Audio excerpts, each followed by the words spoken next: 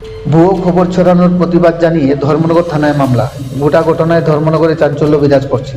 ঘটনাটি ঘটে Dharmanagar BBI school মাঠ সংলগ্ন এলাকায়। ঘটনার বিবরণে জানা যায় যে ধর্মনগর কামেশ্বরের বাসিন্দা নীতিশ দেবের মোটর বাইকটি ওর ছোট ভাই নিয়ে গিয়ে মাঠ সংলগ্ন এলাকায় রেখে ব্যক্তিগত কাজ সারতে চলে যায়। এরই মধ্যে কিছুটা সময় অতিবাহিত হতে না হতেই কিছুক্ষণ পর জানতে পারে সামাজিক মাধ্যমে ওই বাইকটি নিয়ে চাঞ্চল্য ছড়িয়ে পড়ে। বাইক মালিক অভিযোগ করে জানায় ওই নিয়ে ধর্মনগরের একটি ফেসবুক পেজে খবর প্রকাশিত হয় যে ওই বাইকটি নাকি মাদক কারবারের সাথে যুক্ত। এমনকি বাইকটির ছবি এবং নম্বর প্লেট দেখিয়ে মিথ্যা খবর ছড়িয়ে দেওয়াতে বাইক মালিকের আত্মীয় পরিজন সহ বন্ধু বান্ধবেরা তাকে নিয়ে কটূক্তি করতে থাকে। এমতাবস্থায় বাইক মালিকের ছোট ভাই নিরুপম দেব বিষয়টি প্রত্যক্ষ করে সঙ্গে সঙ্গে বিষয়টি অবগত করেন বড় ভাই নীতিশকে। এই খবর শুনে নীতিশ ওর আত্মসম্মানে লাগাতে পরবর্তীতে শুক্রবার সকালে ধর্মনগর থানায় গিয়ে মিথ্যে খবর ছড়ানোর প্রতিবাদে কুৎসা রটানোর অভিযোগে এসটি চ্যানেল নামক একটি সামাজিক মাধ্যমের বিরুদ্ধে লিখিত অভিযোগ দায়ের করেন। নীতিশ দেব আক্ষেপের সহিত জানান, তিনি একজন ক্ষুদ্র ব্যবসায়ী হওয়া সত্ত্বেও একটি সামাজিক সংস্থার সক্রিয় সদস্য হিসেবে গোটা ধর্মনগর মহকুমা জুড়ে পরিচিত। বিশেষ করে সমাজে নেশাবিরোধী কর্মকাণ্ডে তিনি দীর্ঘদিন ধরে যুক্ত আছেন। নীতিশ জানান, তাকে কালিমালিপ্ত করতেই এই ধরনের পরিকল্পিতভাবে কুৎসা রটিয়ে তার সুনাম নষ্ট করতে এসটি নিউজ চ্যানেল নামে একটি ফেসবুক পেজ মিথ্যে সংবাদ প্রচার করেছে। ওই খবরে তার মোটর বাইকের ছবি ও নাম্বার প্লেট ব্যবহার করে ভুয়ো তথ্য ছড়ানো হয়েছে, যা ব্যক্তিগত সম্মানহানি ঘটিয়েছে। তাই তিনি গভীর উদ্বেগের সহিত বলেন, কোনো প্রকৃত সংবাদকর্মী এ ধরনের ভুয়ো বা ভিত্তিহীন খবর প্রকাশ করতে পারে না। যে কোনো সংবাদ পরিবেশনের পূর্বে বিষয়টি নিয়ে সঠিকভাবে যাচাই করা প্রকাশিত করা বাঞ্ছনীয়। তাই তিনি প্রকাশিত সংবাদের প্রতি তীব্র নিন্দা ও ধিক্কার জানিয়ে মামলা রুজু সহ প্রশাসনের কাছে এই বিষয়টি নিয়ে ন্যায় বিচারের দাবি তোলেন। মামলা হাতে নিয়ে ধর্মনগর থানার ওসি মীনা দেববর্মা জানান, অভিযোগটি গুরুত্ব সহকারে খতিয়ে দেখা হচ্ছে এবং তদন্তের মাধ্যমে যথাযথ ব্যবস্থা নেওয়া হবে। ধর্মনগর থেকে নিজস্ব প্রতিনিধি রিপোর্ট, শ্যামলী ত্রিপুরা। সবাইকে নমস্কার। আমার নাম নীতিশ দেব। আমি একজন সমাজসেবী হিসেবেই আমাকে অনেকে চিনেন ধর্মনগরের মানুষ। পেশায় একজন ক্ষুদ্র ব্যবসায়ী।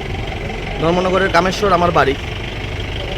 গতকাল রাত 11টা সাড়ে 11টা নাগাদ আমার ছোটো ভাই আমার একটা বাইক চালায়, যে বাইকটা বেশিরভাগই আমার বাড়িতেই থাকে।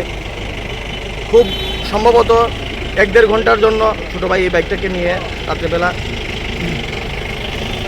গতকাল রাত 10:30 11টা নাগাদ হঠাৎ করে ছোটো ভাই আমাকে ফোন করে জানায় যে, বড়দা, আমি তো বাইকটা এখানে রেখে আমি আমার বন্ধুদের সাথে আমি আশপাশে ছিলাম, কিন্তু পরবর্তী সময় আমাকে একটা ভিডিও পাঠানো হয় যে একটা সোশ্যাল মিডিয়া প্ল্যাটফর্মে একটা নিউজ হয়েছে, এসটি নিউজ সম্ভবত এই নিউজের নাম। সোশ্যাল মিডিয়ায় যে নিউজটা প্রচার করা হয়, যে এই নিউজের মধ্যে লেখা হয়েছে যে আমাদের বাইকের দ্বারা ড্রাগস পাচার করা হয় এরকম, এবং নাম্বার প্লেট সহ এখানে ইন্ডিকেট করে দেওয়া হয়েছে যে এই বাইকটা ড্রাগস পাচারের সাথে জড়িত।